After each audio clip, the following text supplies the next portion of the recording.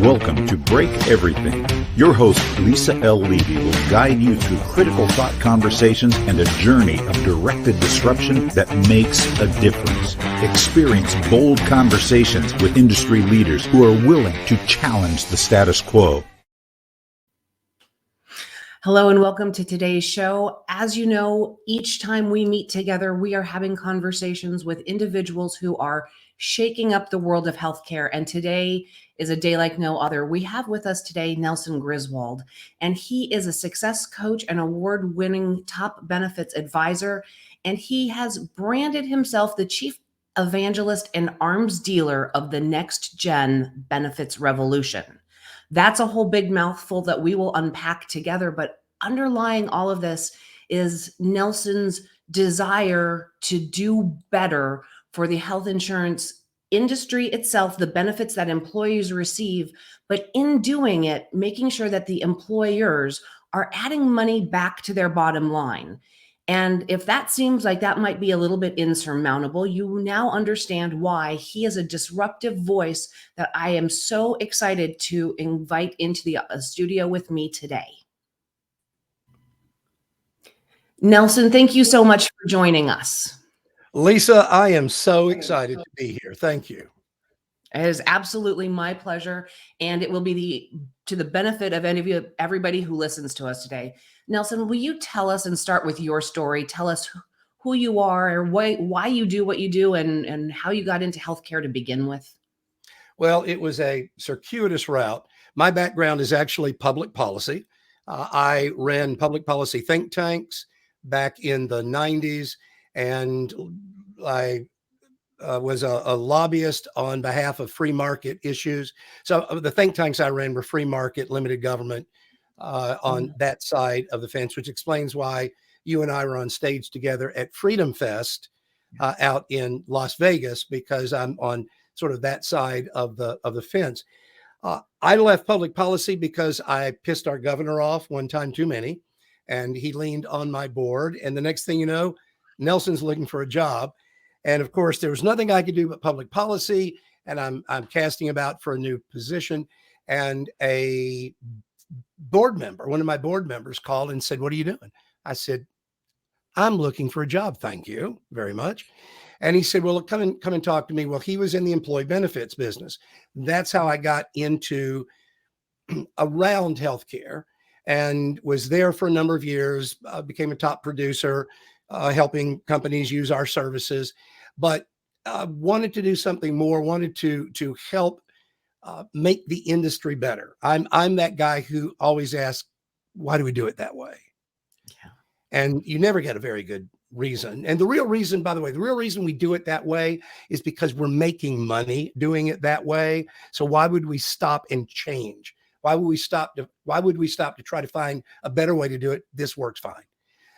But for those of us who are more interested in outcomes and not cash flow, not that I mind cash flow, we look. There's a balance. There is a balance, and I think you can do well by doing good, and so that's I'm motivated to be a change agent. So when I left production, I was left being a sales guy and started a consulting firm, and I started working with employee benefit brokers. And around 2016, I met a woman who said, who runs a medical utilization management company. And I said, "So what do you do?" She said, "Well, we help employees get better health care, and we save the employer 20, 30% on their health care costs." I said, "You can't do that." Yes. She goes, "What do you mean?" I said, "You can't lower the cost of health care." She goes, "Well, nobody gave me that memo." So my eyes were open, and we started casting out, and she's saying, "Well, you should look at these folks. They're doing something that's reducing the cost of healthcare." And what we realized in 2016 was healthcare is a controllable cost, but the insurance companies and the big brokerages have told employers, particularly CEOs and CFOs, what I call healthcare's big lie. And that big lie is so outrageous, it must be true. If Aetna and Cigna and Anthem and all the big insurance companies are telling you this, it must be true because it's so outrageous. Nobody would lie about this. The big lie is simple. You can't control the cost of healthcare. Oh, well, if I'm a CEO or a CFO and I'm told I can't control the cost of healthcare, I'm going to stop paying attention to healthcare and I'm going to delegate operations to a line manager in HR, which is what they've done. And I'm going to go work on things I can affect, things I can change and control. The problem is it's a big lie. And employers have I was interviewed about this and by Chief Executive Magazine, and the reporter said, "So you're saying that the CEO and CFO is asleep at the switch?" I said, "Oh, no. They walked out of the switch room. Yeah, they completely abandoned it. It's not like they're asleep at it. They've gone away. They've given it up." So when we learned that it is possible to control the cost of healthcare, and let me say this too. I've been trained by some of the best in the business to never talk about reducing healthcare costs without starting with improving healthcare quality first. Because it starts with quality. The least expensive healthcare, Lisa, is the best care. The highest quality doctors, the safest hospitals provide the least expensive care. In some cases, actually what they charge is less. That's often the case. But without complications, there are no readmissions. Without complications, there are no additional costs. That employee gets well, goes back to work. With complications, they're in the hospital for 4 more days. Who pays for that? The hospital? The doctor who made the mistake? No. The employer pays for that. The health plan pays for that. So if you can avoid complications and readmissions and all of the other problems that come across. I was just talking to someone the other day who told me, and I haven't sourced this yet, but he got it from good authority. If you experience complications after a surgery for more than 15 days, your 10-year life expectancy is 0. Now that's on serious internal surgeries, not tonsillectomy, but because it does so much damage to your body, these complications. I just had a good friend have a prostate removed, had his prostate removed, and he comes home and he ends up back in the hospital almost septic from an infection he got at the hospital. Right? That's unforgivable. You go to a safe hospital that has a low infection rate, that doesn't happen. So by driving employees or patients, members of the health plan to the highest quality providers, the safest hospitals, you reduce the cost of care. So I want to pause on that for 1 second, Nelson, and I really want to reiterate the highest quality care is ultimately the least expensive, because you do not have the readmission rates. You do not have the complications that follow. That is so incredibly simple and almost like no really common sense aha moment. And yet we don't get that. Well, right. People don't understand that it's there's a reason for that. There's no, what is the one thing, if you are buying healthcare, what is the one variable factor that you know about as a consumer? Price. We don't even know price. And if you can know price, but here's what I do know.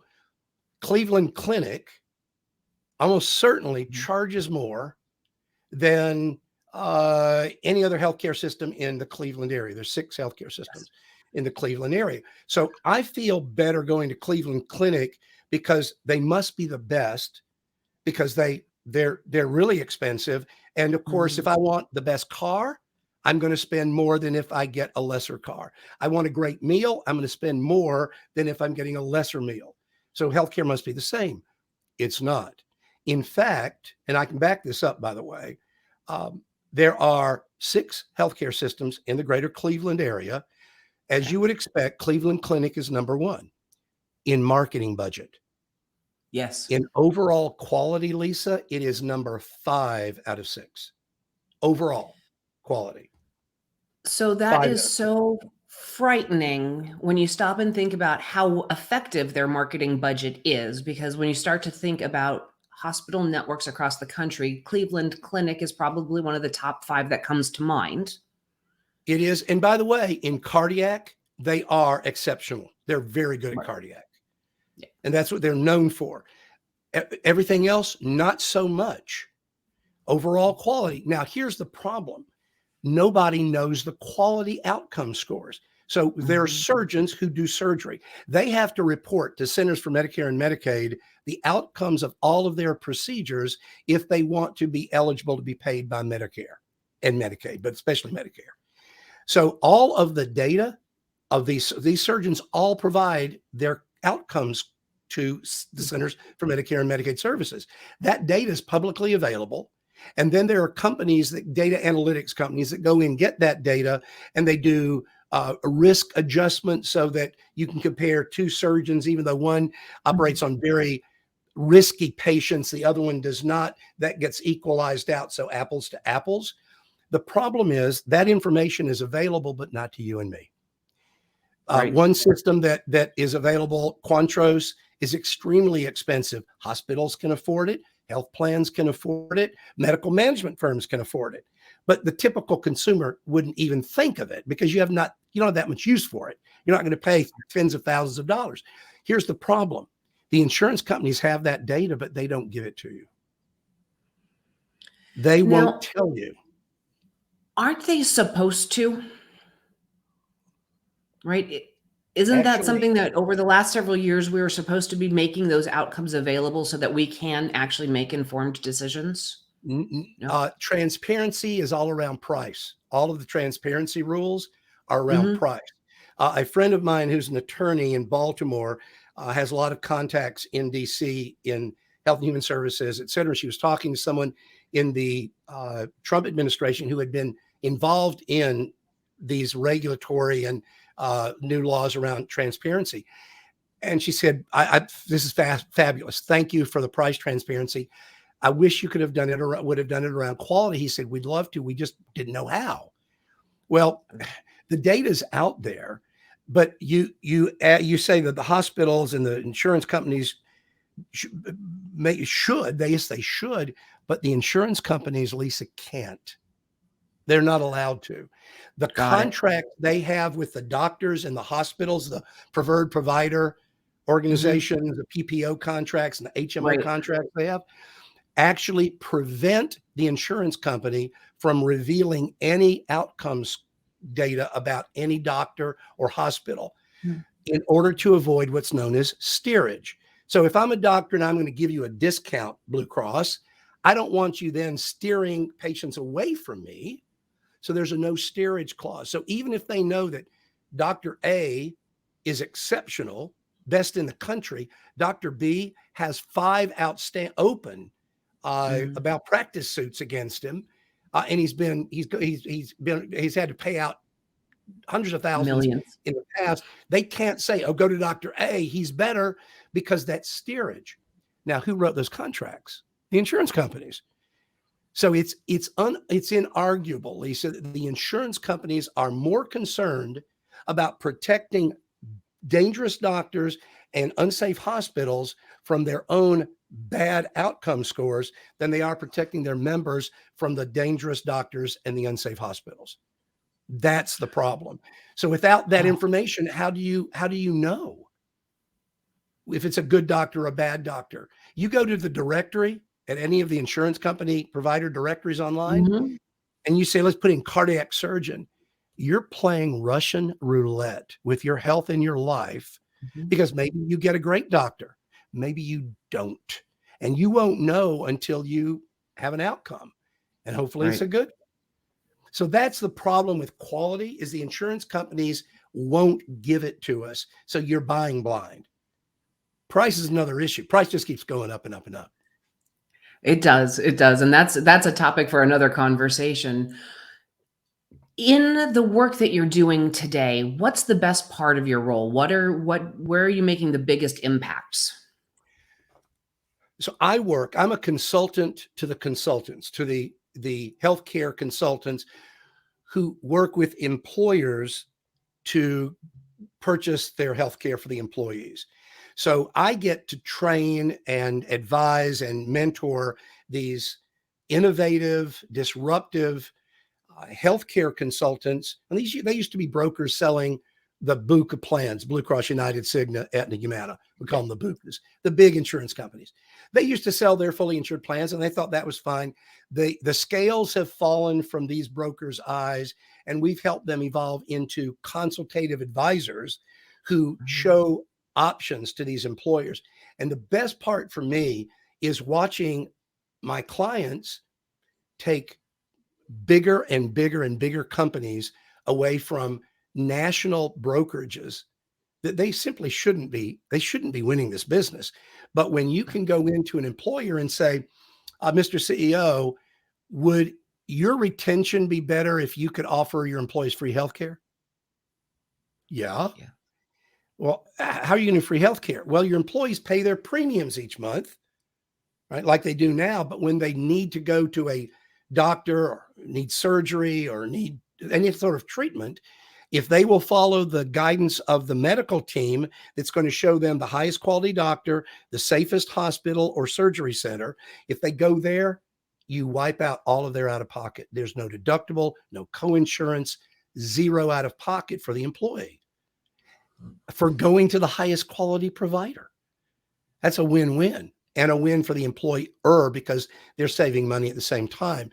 And then my clients are saying, oh, by the way, we can save you easily $1,000 to $2,000 per employee per year with this new approach. That's fun.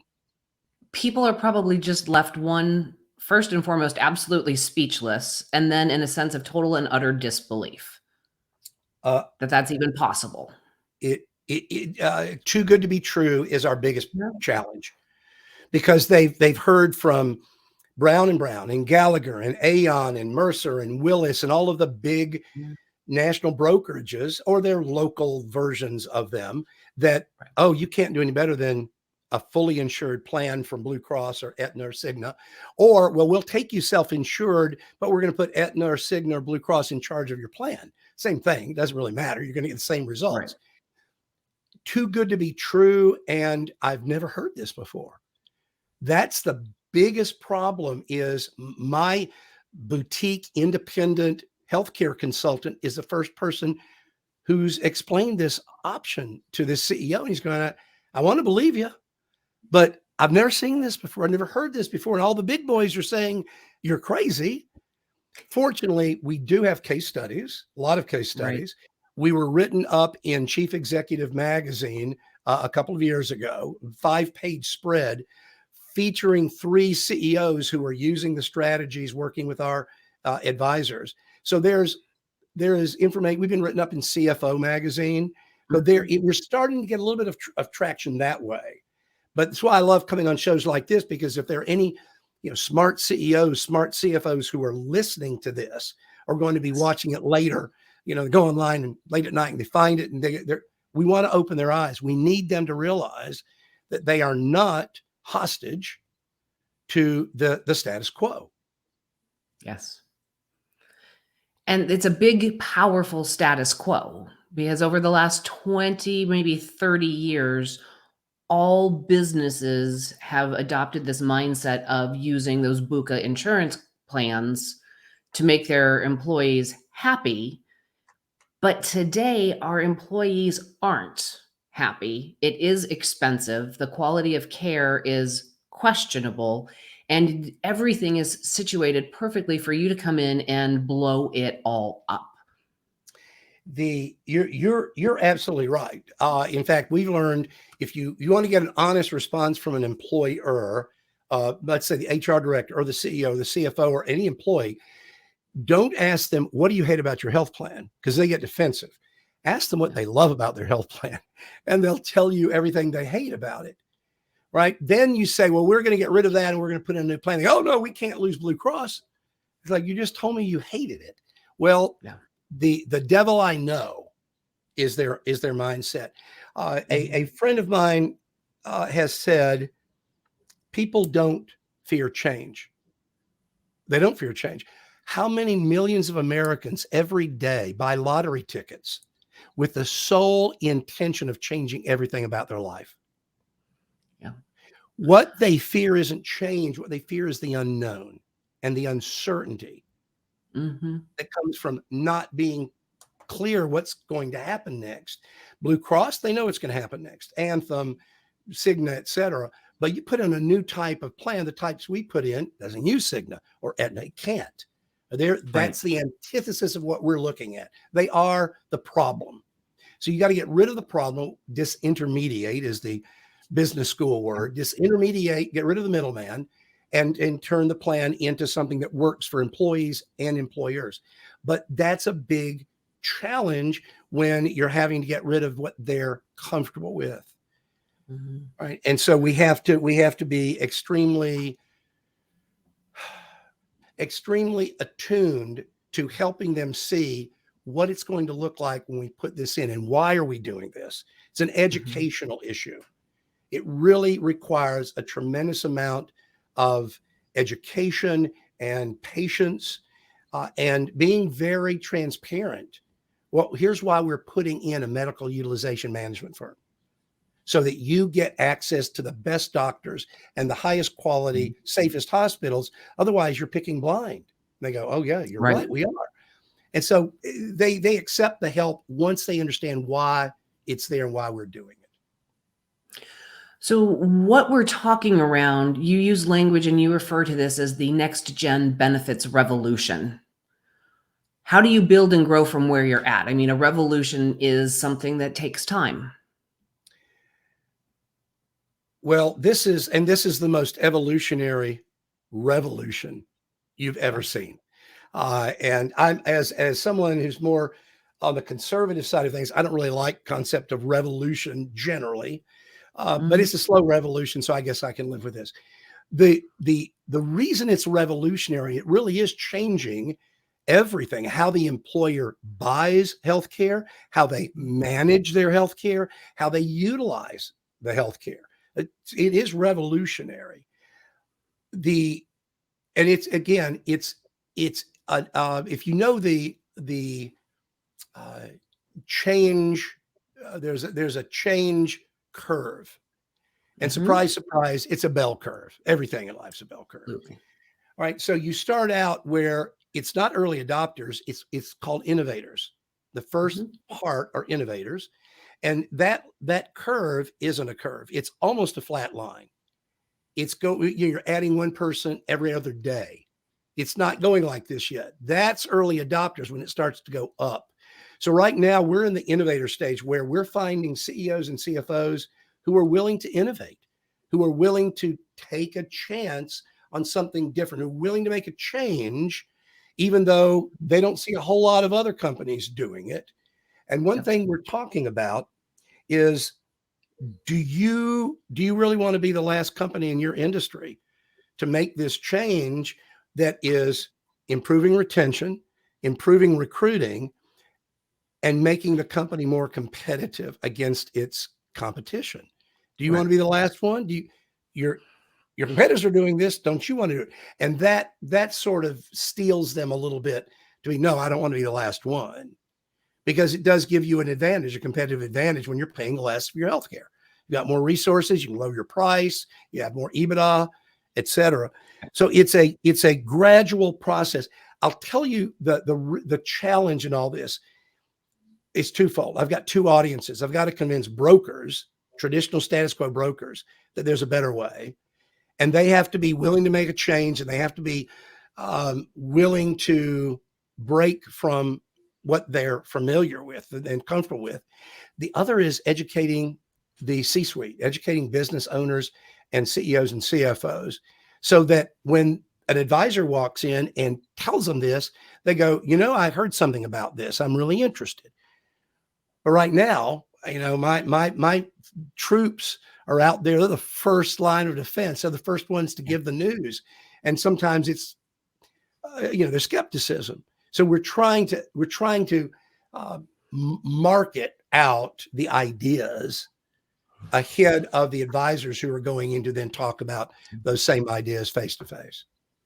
Well, and those brokers and those advisors are the ones who are initially taking the big bite of the risk, right? They are messing with their consistent income on what they have sold for their entire career in hopes of the better way being more fruitful for everyone. And so they're taking that first bite of risk, and it's the big bite.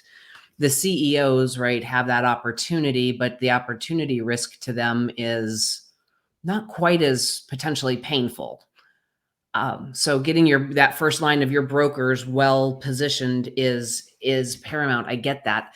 As you were describing, right, the bell curve, what I also was thinking about is that first, those innovators, right, the people behaviorally, there's like about 5% of the population leads in that innovative risk-taking space. And then you build into the bell curve and through everybody else who will, early adopters, and you will follow and you'll build the following. And then you trail back off to that 5 or 10% at the end, those skeptics who just, do this the whole time until they've been swooped up into it because they really just had no more choice. It's an interesting layer upon layer of how the change and the appetite for risk all correlate directly. There's a risk and reward issue here. Mm-hmm. And to your point, and most CEOs are open to risk if the ROI is sufficient. But what we found, and this actually came from our friend Jeff Hazlett, who was in the C-suite at Kodak for many years. And he said back in those days, the C-suite was a dictatorship. The CEO, if he wanted it, he gets it.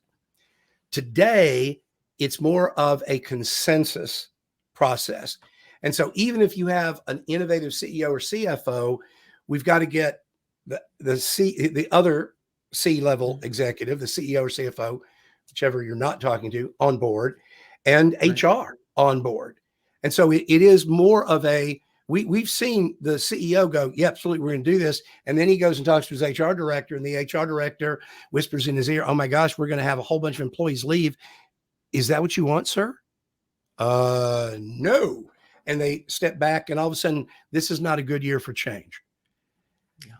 And that becomes the excuse. I called a friend of mine who's a veteran CEO, very experienced CEO. I said, is there ever a good year for change? He goes, hell no. It's never a good year for change. You change if you're going to change, it's got to change. And so, the whole not a good year is just a ruse. You bring up an interesting point though, and it's how do we get people engaged in all of this? And it actually turns out it's not always the money; it's what the money can buy. The CEO has his heart set on building a new wing to the building, or needs a new fleet of trucks, or wants to expand into another market. Why don't you do that? Well, I don't have the cash flow. Don't have the free cash flow. Oh, if I could find that for you, would that be a good thing? How can you do that? And all of a sudden now we're giving him his fleet of trucks, not savings on his health plan. And that is something that I'm really pressing my advisor clients on is mm-hmm. Go find out what their fleet of trucks is. What's that want that they have that we can help them get with the overspend in their health plan. You're teaching your advisor clients how to facilitate the change process by finding the what's in it for me for that CEO that will be that decision-making point. I want my fleet of trucks. You're going to give me that money? Absolutely. It's brilliant. And that's, I think that's the shortest distance to getting mm-hmm. a yes, because now it is what's in it for me. You're tuning into everyone's favorite radio station, WIIFM, somewhere on your radio dial, right? There's that. And frankly, most executives don't wake up and first thought on their mind is, I got to find a new health plan. It's just, mm-hmm. It's not even, I've got to save money on my health plan, because they don't think it's possible. They aren't thinking that. So instead of trying to convince them that they can, all of a sudden you make them want to believe that you can. Because if you're right, I want to believe you. If you're right, I get my fleet of trucks. Yes. And we're playing with this, and this is the evolutionary part, Lisa. It's the real work is not saving money on healthcare or even providing higher quality healthcare. That's kind of easy, frankly. The real work in all of this is helping the C-suite understand they can make healthcare a controllable cost, they can take charge, and they can reduce and control that healthcare cost while providing better quality care. That's the real work. Not all of the hospitals doing this. Yes, it is. But they'll often go, well, but Vanderbilt, I'm in Nashville. So Vanderbilt University Medical Center is our big hospital. They're our Cleveland clinic. But Vanderbilt's got a great reputation. You can show them data and they don't want to believe it. Right. Until they have good marketing spend. Excellent marketing spend. Good marketing spend. Mm-hmm. And they do a great job of cultivating the business leaders, community leaders, et cetera. So what we're trying to figure out is what is the path of least resistance to get a company to make this change. And some of them do respond to the quality issue. Wait a second, my daughter is getting ready to have surgery. Can you look up the surgeon that she's supposed to be using? And by the way, that becomes a pretty compelling conversation. But if that's not the case, then you better find something that they do care about and show them how you can help them have that. And then they become a champion. He said, what do we need to do to make this happen? And it's so frustrating to me in a way that we have to do this company by company, one at a time. I was in public policy. I used to be able to, I'd send out a announcement that we're having a press conference at the Capitol. I'd have every newspaper and television station, radio station at the Capitol for my news conference. I can't do that anymore. I don't have that megaphone, and I can't affect public policy. But what I can affect is one employer at a time. And my big why on this, Lisa, I probably should mention is I want to stop government-run healthcare, single payer, Medicare for all, whatever it's going by these days, a government takeover of our healthcare system. If we do that and we kill the private healthcare system that we have in this country, we'll never get it back. Never happened in any country in the world.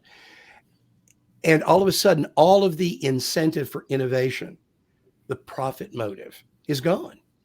Right. And there's a reason that people with money around the world who have serious healthcare issues come to the United States. We may not have consistently high quality care, but we've got the highest quality care in the world. It's just, it's unevenly distributed, but people with money tend to find it. Always. Where do we go, Lisa, if the government takes over our healthcare in the United States? All of a sudden, there's no place for anybody to go. And so and I think we have only a few years left before we go to single payer because people are getting frustrated. Americans are getting tired of this. And when Americans get fed up, things change, things happen, not always for the best. Absolutely true. But we do affect change. Nelson, we have talked about some fantastic opportunities in this space and some of the obstacles that you have really with what you're creating is a grassroots movement to disrupt a very big, very bureaucratic enterprise. If I gave you a magic wand, I remove all those constraints, time, money, all of those things that make it so hard to make change happen. How would you use that magic wand? Well, this is actually for me, such an easy question to answer, and it's such an easy solution. So healthcare is so complex and so complicated, we couldn't possibly fix it. We don't know how. And you hear that all the time from the status quo. Where would we start? We're doing the best we can. It's so complicated. The problem with healthcare is singular, unitary. It's one problem. And it's not a hard problem to fix. The problem is misaligned incentives. The reason people do what they do in healthcare is because that's what they're paid to do. So doctors get paid for providing services. It's called fee for service. They don't get paid to keep you well. They get paid to treat you.